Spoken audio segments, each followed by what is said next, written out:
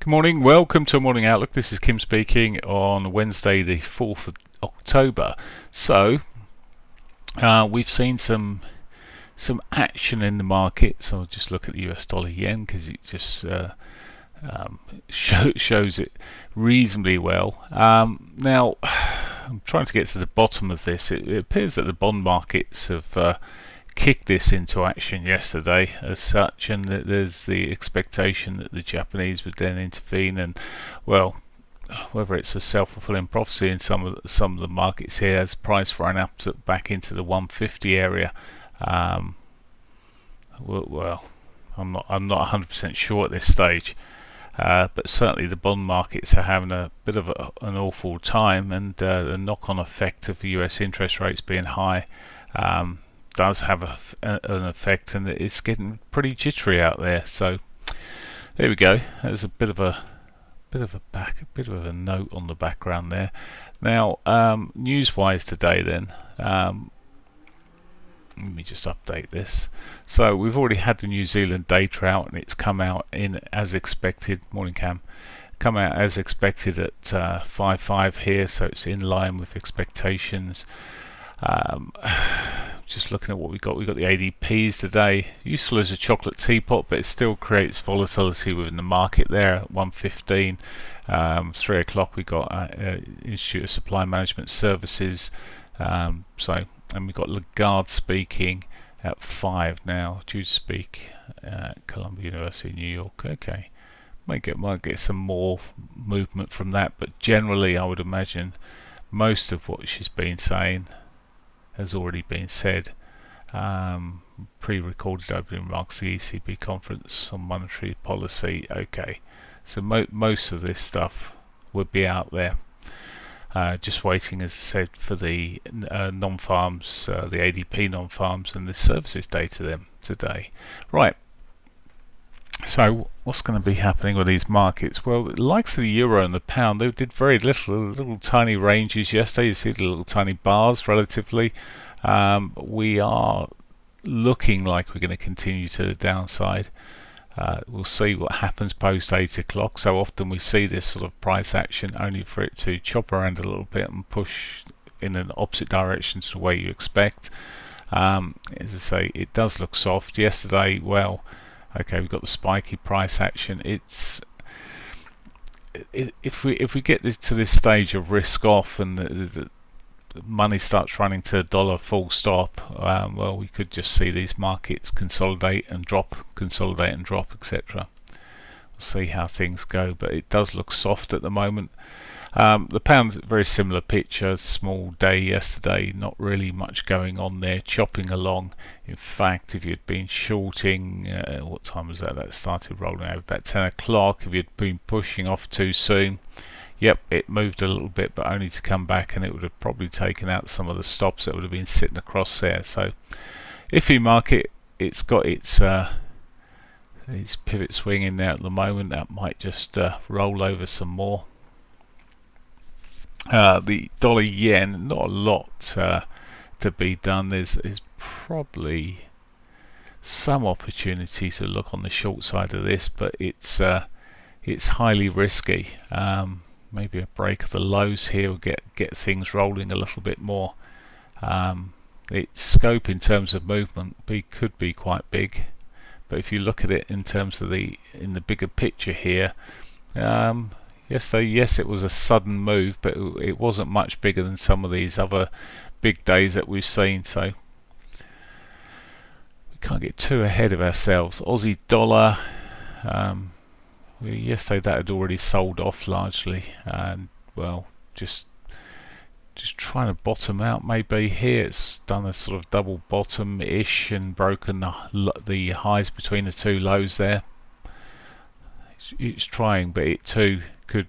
I mean, it's a similar price action to the euro and the pound here at the moment. US dollar CAD is an inverted version of this.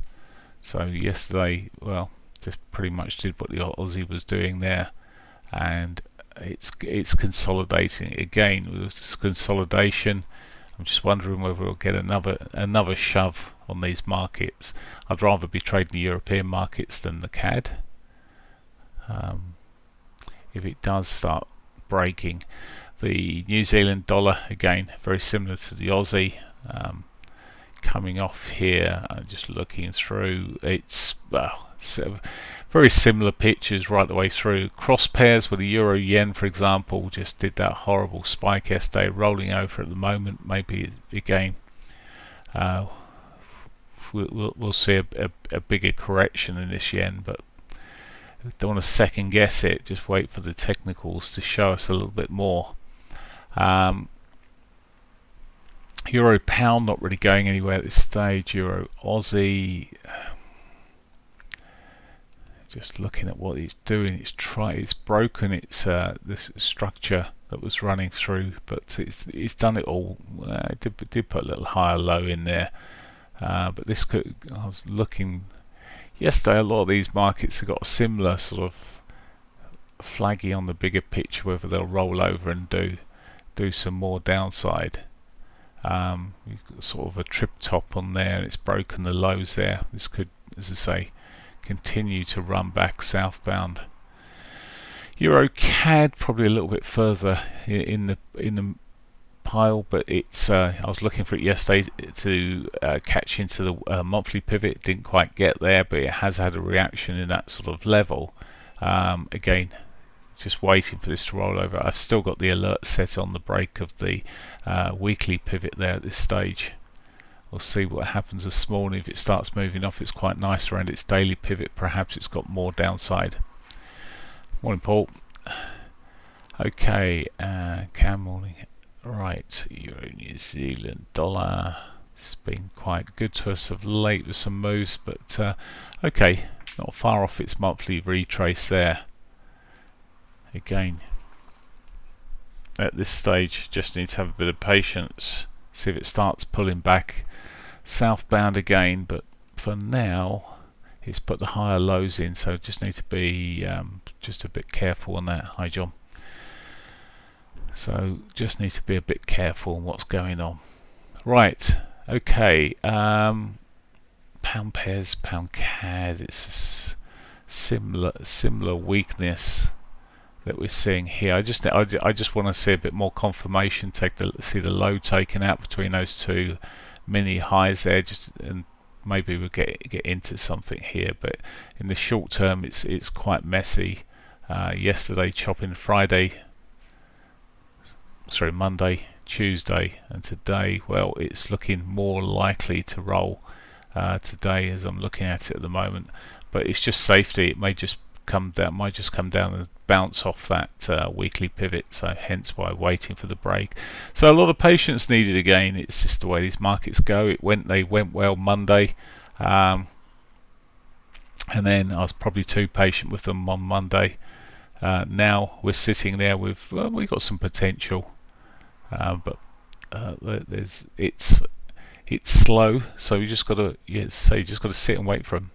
Okay, that's the Forex markets. Quick look at gold,